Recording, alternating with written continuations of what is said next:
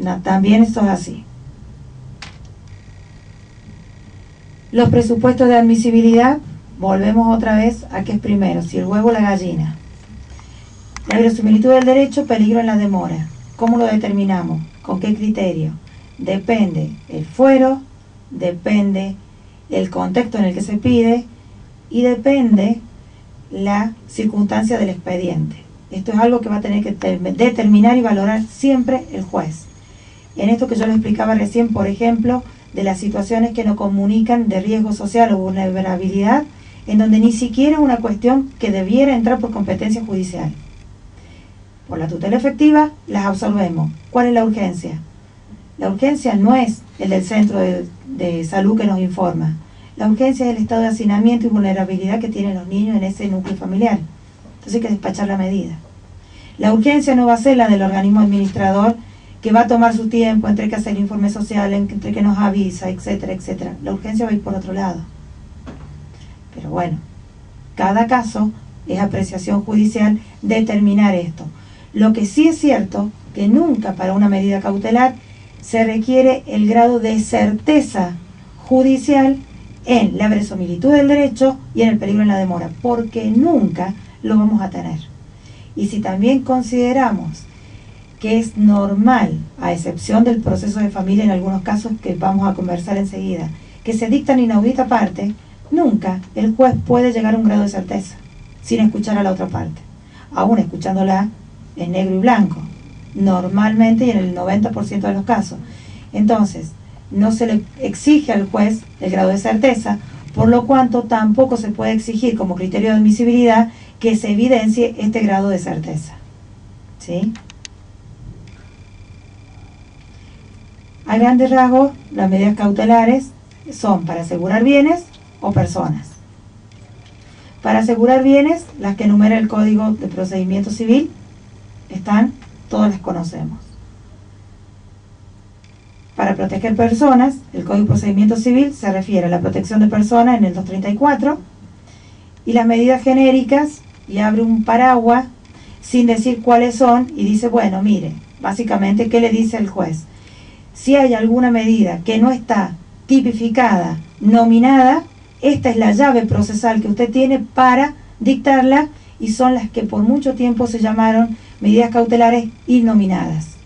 Que debajo de eso también existe el peligro que peticionen cualquier circunstancia. El criterio judicial, ahí sí empezar a poner las vallas, pero lo importante es que no tenemos un corset procesal taxativo de medidas cautelares. Son estas y por fuera de esto no hay nada más.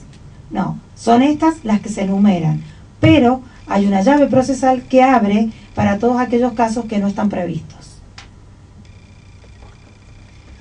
¿Qué pasa en el proceso de familia, kit de la cuestión que nos ha convocado acá? Las características, en principio, son las mismas que las del procedimiento civil general. ¿Cuál es? A mi criterio. Pueden compartir y podemos debatirlo.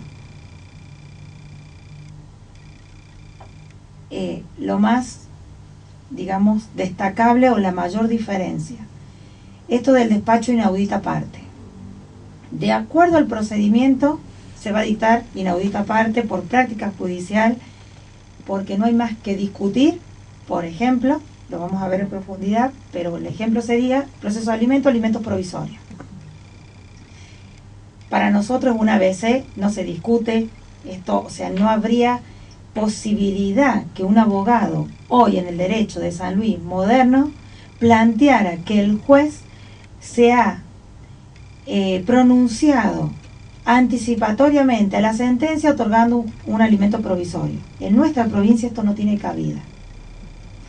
Pero, por ejemplo, en La Rioja sí. De hecho, en La Rioja no se proveen alimentos provisorios. No existe esa figura. Y si a algún juez se le ocurriera, por una cuestión activista, sacarla, de la mano del alimento provisorio va esto de que se pronunció anticipativamente, lo que involucra otra vez otra resolución para denegarlo, confirmar los alimentos provisorios, y al final dejó eso provisorio y termina siendo una cuestión ordinaria. Nosotros esto ya lo tenemos más que zanjado, más que claro. Pero hay provincias como La Rioja, por ejemplo, que no. El procurador de la provincia le ha dado órdenes por escrito a los ministerios, a los defensores de menores, que no pidan los alimentos provisorios para evitar este dilate jurisdiccional de que el juez después tenga que fallar en contra de la petición del abogado del alimentante que dice usted se anticipó a la medida, porque ellos no tienen previsto el artículo 375 en el Código de Procedimiento como nosotros, que ya establece que no es vinculante, que no va a condicionar la sentencia y que esto puede dejar inclusive dejado sin efecto al final. Al no tener ese artículo, están con este viejo derecho de familia y lo aplican. Para ello es, y tampoco se discute. Así como para nosotros el alimento provisorio es, más allá de que hoy están del lado del actor y mañana del lado del demandado, pero se sabe, y en definitiva el quid del juicio de alimento se traba en el quantum. En La Rioja el quid pasa por lograr obtener el alimento y después veremos el quantum. Pero también hay procedimientos en los juzgados de familia y ahí sí hay muchos roces entre los abogados. A ver, quiero decir viejos en el sentido no de viejos de años, sino que tienen más antigüedad en la matrícula profesional o en el ejercicio, con abogados nuevos y con los que estamos en el medio generacional en la transición. Yo me considero en el medio, ni allá ni tan acá. ¿Por qué? Hay procedimientos, por ejemplo, una tenencia, y piden como medida cautelar la tenencia provisoria ya, y el chico está con el otro progenitor.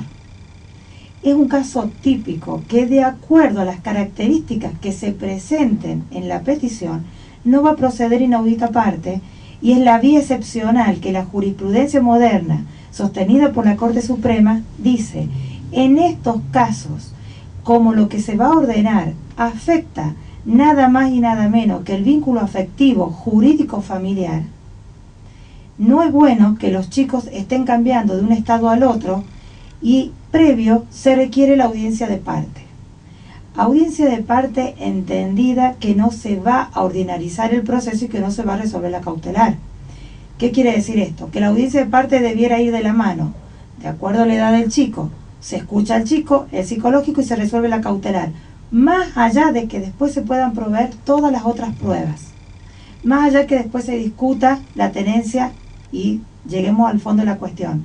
Pero estos son los casos en los que, por ejemplo, sí hay discrepancia profesional y el criterio judicial es, de acuerdo al caso, se puede despachar inaudita parte, porque si a mí me dicen, por ejemplo, peticiono la tenencia provisoria porque la pareja actual de mi ex cónyuge ha abusado de mi hija, acá tengo el protocolo, ya hice la denuncia penal, la madre se niega, ha sido citada, deme la tenencia porque está habitando con un abusador, eso no se discute, es inaudita parte. Si me dice, nació mi hijo, la progenitora no me lo permite ver, tiene 8 meses, quiero la tenencia provisoria, porque es menor de edad, porque es peligrosa, porque no es madura, porque... No, ahí yo voy a ordenar audiencia aparte, porque ni siquiera puedo escuchar al niño. Entonces tengo que evaluar otro resorte. Esto es una de las principales diferencias entre la cautelar de los otros fueros y la cautelar en el proceso de familia, que esto de la inaudita parte, en algunos casos, se debe sustanciar. Hay excepciones en la caducidad en el proceso de familia. Por lo mismo, esto de las características específicas del conflicto familiar, que no lo tiene el conflicto civil, no lo tiene el conflicto comercial, no lo tiene el conflicto laboral, en donde al no haber afectos comprometidos, me debes 10 pesos y no me importa, dentro de 10 años me vas a tener que pagar 100, pero yo voy a seguir pidiéndote que me pagues los 10 pesos. En el conflicto familiar, quiero el régimen de visita, pero no sé si no me importa, porque en el medio está mi hijo, y muchas veces si mi hijo de frente me dice, te tengo miedo, no quiero estar, dejan de lado el juicio y abandonan la causa. Ni siquiera hacen la presentación procesal, por ejemplo. Entonces, la caducidad de la medida en el proceso de familia también tiene un matiz diferente a las caducidades en los procesos civiles. Por eso es que normalmente la práctica nos lleva a que nos tienen que peticionar la declaración de la caducidad de la medida. ¿En qué se ve muy claramente? En las medidas de la violencia familiar. Una vez que hemos paliado la crisis, superamos el conflicto de la violencia, fue excluido, orden de restricción, no se puede acercar. Es muy raro que la persona vuelva al juzgado con la manda judicial de que debió hacer tratamiento y a ver qué sucede. Tenemos que nosotros activar, mandar al asistente social a hacer el seguimiento, y se nos torna muy difícil con los profesionales pocos que tenemos, la cantidad de causas. Entonces eso queda ahí. Y eso queda hasta que el afectado dice, yo tenía una exclusión por 6 meses.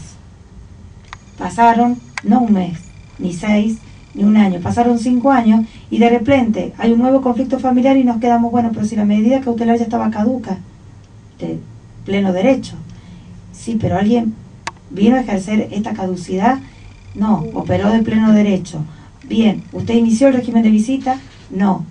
¿Inició la tenencia? No. ¿Inició el alimento? No. Porque por la misma conflictiva son medidas que se solicitan y después se abandonan. Se dejan, quedan. Entonces esto de la caducidad, el juez en el proceso de familia lo ordena, en el proceso de divorcio, ya vamos a ver en qué caso, precisamente instando y diciéndoles, si usted no activa la vía de fondo, esta medida cautelar va a caer. Porque yo no puedo mantener una orden de restricción in eternum, porque el objetivo de la violencia, de la ley de violencia familiar, no es destruir familia, es superar un estado de crisis, tratar de que cada parte recomponga lo que tiene que componer afectiva, psicológicamente, para poder abrir la ventana, en el caso que así sea posible, de volver a construir relaciones afectivas nutricias, en el momento que corresponda y con las garantías que correspondan. Pero yo no puedo dictar una medida cautelar de restricción de personas cuando el chico tiene 1 año y pretender que ese proceso cautelar se vaya renovando con cada presentación de la mamá, cada 6 meses, y nunca me activa la vía de fondo de una tenencia, por ejemplo. No quiero que se acerque, pero tampoco quiero tener la tenencia. Ahí sí es donde aparece ya de oficio la orden judicial que dice, si usted no activa la vía de fondo, estas cautelares tienen que necesariamente caer. ¿En dónde se ve más claro? Cuando se excluye al agresor y queda, y esto lo vemos en el 90% de las exclusiones, dando vuelta cuando el excluido es el propietario del inmueble. Pretende el propietario del inmueble, llámese el excluido, en el juicio, no, ni siquiera el juicio, en el procedimiento de violencia familiar, discutir el dominio y que se le vuelva a atribuir el hogar a él. Es un procedimiento de conocimiento que no va por ese lado en la violencia familiar. La progenitora que quedó con atribución del hogar conyugal pretende que ineternamente se le vaya atribuyendo el hogar conyugal cada 6 meses hasta que sus hijos lleguen a la mayoría de edad. Tampoco es la vía. Ahí sí tiene que haber una orden judicial de paralizar, de apercibir con la caducidad y decir, no, mire, si usted quiere una vivienda, vaya por la vía cautelar que corresponda, que ya la tiene, que es la atribución del hogar, pero inicie la cuestión de fondo, si no fueran casados, para discutir en un proceso de divorcio bien ganancial, como hacemos con la propiedad, y es pareja de hecho, y a la que se le atribuyó el hogar no es la titular, y bueno, tendrá que reclamar alimentos que incluyan la vivienda. Ahí ya será opción del propietario pagar un alquiler o atribuir el hogar, ofrecer la vivienda hasta la mayoría de sus hijos. Serán estrategias procesales que ahí sí van a tener que jugar ustedes como profesionales del derecho, que es lo que más les conviene a sus clientes, y por supuesto a los niños, que es el objeto principal. Pero no se pueden dilatar medidas cautelares porque se denaturalizan. No, hay casos que hemos tenido que se vence la medida cautelar, piden prórroga de cautelar. ¿Pero qué es lo que piden la prórroga? De la atribución del hogar conyugal. Prórroga de la atribución del hogar conyugal.